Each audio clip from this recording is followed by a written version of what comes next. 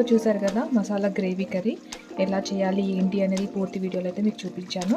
So ఒకసారి చూడండి and ఒకసారి స్టెప్ బై స్టెప్ ప్రాసెస్ ఎలా చేయాలి ఏంటి అనేది పూర్తి వీడియోలో అయితే ఉంటుంది. ఒకసారి మీరు ట్రై చేయండి. చాలా అంటే చాలా టేస్టీగా ఉంటుంది. సో ఎప్పుడన్నా చపాతీలో కానివ్వండి, బగారా రైస్ అలా వాటికైతే కాంబినేషన్ చాలా బాగుంటుంది ఇలా గ్రేవీ కర్రీ. ఒకసారి మీరు కూడా ట్రై చేయండి. Viewers, welcome to my channel. ఈరోజు అయితే నేనైతే ఎగ్ మసాలా కర్రీ చేస్తున్నాను. సో అది ఎలా చేయాలి ఏంటి అనేది పూర్తి వీడియోలో అయితే చూసేయండి. సో ముందుగా అయితే నేను ఇట్లా చాప్ టమాటో తీసుకున్నాను అండ్ ఆనియన్స్ వచ్చేసి ఒక పెద్ద ఆనియన్ అయితే నేను ఇలా కంప్లీట్గా ఫ్రై చేసుకున్నాను, డీప్ ఫ్రై చేశాను ఆయిల్లో. సో ఇప్పుడు ఇలా ఆయిల్ వేసి నేనైతే ఆనియన్స్ని అయితే డీప్ ఫ్రై చేసుకున్నాను. ఇప్పుడు ఫస్ట్ వీటిని తీసి మిక్సీ పట్టేయాలి. అండ్ దీంట్లోకే ఇప్పుడు మనము కొంచెం గ్రేవీ కదా, మసాలా గ్రేవీ కర్రీకి జీడిపప్పు వేస్తే ఫ్లేవర్ బాగుంటుంది. జీడిపప్పు లేకపోతే పల్లీలు కూడా వేసుకోవచ్చు. అండ్ దీంట్లోకి నేను కొంచెం ఇట్లా లవంగాలు, యాలకులు, ఇంకా మీరు బిర్యానీ మసాలాలు వేసుకున్నా వేసుకోవచ్చు. దీంట్లోకి సాజీరా కూడా వేసుకోవచ్చు. అండ్ దీంట్లోకి నేను కొన్ని వెల్లుల్లి కూడా వేస్తున్నాను.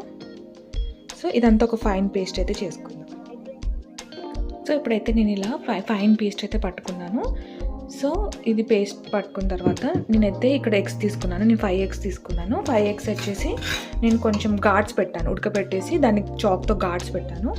ఇప్పుడు ఏం చేస్తానంటే ఫస్ట్ నేను ఈ మసాలాలన్నీ దాంట్లోకి యాడ్ చేస్తాను. ఫస్ట్ కొంచెం చిటికెడు పసుపు, చిటికెడు కారం, కొంచెం ఉప్పు వేసి, సో ఈ నూనెలో ఇలా గోలించిన తర్వాత మనం ఏదైతే ఫ్రై చేసుకున్న ఎగ్స్ ఉన్నాయో, ఏదైతే బాయిల్ చేసుకున్న ఎగ్స్ ఉన్నాయో ఇప్పుడు వీటిని డీప్ ఫ్రై చేయాలి. వీటిని కొంచెం బ్రౌనిష్ కలర్ వచ్చేంతసేపు వీటిని డీప్ ఫ్రై చేయాలి. సో ఇప్పుడైతే ఇవన్నీ బ్రౌన్ కలర్ గోలాయి కదా, ఇప్పుడు నేను వీటిని సర్వింగ్ ప్లేట్లోకి తీసుకుంటున్నాను. ఇప్పుడు మనం దీంట్లోకి ఇంకాస్త ఆయిల్ని అయితే యాడ్ చేసుకుందాం. కొంచెం ఆయిల్ని అయితే యాడ్ చేసుకున్నాం దీంట్లోకి. సో ఏదైతే మనం ఫైన్ పేస్ట్ చేసుకున్నాం కదా దీంట్లో గోలించాలి. సో కొంచెం పచ్చివాసన పోయేంత వరకు ఇది కొంచెం గోలాలి. కొంచెం పచ్చివాసన పోయి నూనె పైకి తేరుకోవాలి. అప్పటి వరకు వీటిని గోలించాలి. ఇప్పుడైతే ఇది ఇలా మసులుతుంది కదా, ఇప్పుడు దీంట్లోకి నేనైతే కొంచెం మళ్ళీ టర్మరిక్ పౌడర్ యాడ్ చేస్తున్నా. కొంచెం కారం,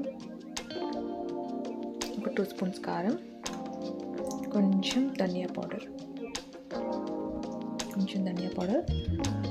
లైట్గా గరం మసాలా యాడ్ చేస్తున్నా అండ్ కొంచెం ఉప్పు.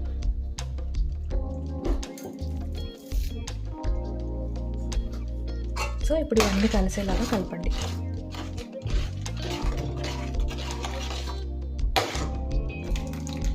సో దీంట్లోకి 2 పచ్చిమిర్చి యాడ్ చేసి,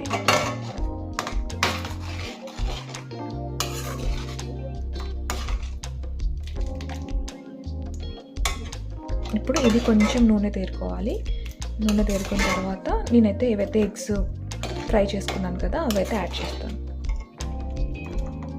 చూడండి ఇలా మసులుతుంది కదా, ఇప్పుడు దీంట్లోకి అయితే నేను కాస్త పెరుగునైతే యాడ్ చేసుకుంటున్నాను.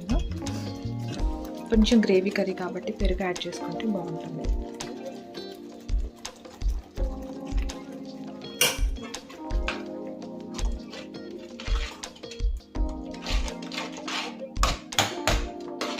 సో ఇప్పుడు ఇది మంచి కలిసేలాగా కలుపుతాం. అయితే కొంచెం నూనె పైకి తేరుకుంటుంది కదా, ఇప్పుడే మనం ఏం చేయాలంటే ఏదైతే బాయిల్డ్ ఎగ్స్ వేసామో సో ఆ బాయిల్డ్ ఎగ్స్ని దీంట్లో వేసేయాలి. అప్పుడు దీనికి కొంచెం మసాలా అనేది పట్టుకుంటుంది. సో ఇప్పుడు ఏం చేయాలంటే కొంచెం లైట్గా వాటర్ వేసి మూత పెట్టేసుకోండి. ఇప్పుడు నేను దీంట్లోకి అయితే కొంచెం లైట్గా వాటర్ అయితే యాడ్ చేస్తున్నాను. 1/2 కప్ వాటర్ అండి. 1/2 కప్ వాటర్ యాడ్ చేసుకొని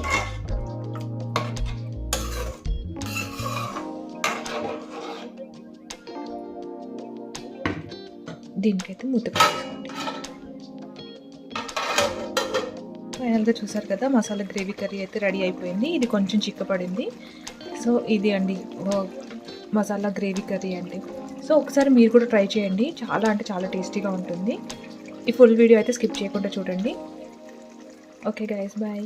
సో చూసారు కదా మసాలా గ్రేవీ కర్రీ ఎలా చేయాలి ఏంటి అనేది పూర్తి వీడియోలో అయితే మీకు చూపించాను. సో ఒకసారి చూడండి అండ్ ఒకసారి స్టెప్ బై స్టెప్ ప్రాసెస్ ఎలా చేయాలి ఏంటి అనేది పూర్తి వీడియోలో అయితే ఉంటుంది. ఒకసారి మీరు ట్రై చేయండి, చాలా అంటే చాలా టేస్టీగా ఉంటుంది. సో ఎప్పుడన్నా చపాతీలో కానివ్వండి, బగారా రైస్ అలా వాటికైతే కాంబినేషన్ చాలా బాగుంటుంది ఇలా గ్రేవీ కర్రీ. ఒకసారి మీరు కూడా ట్రై చేయండి.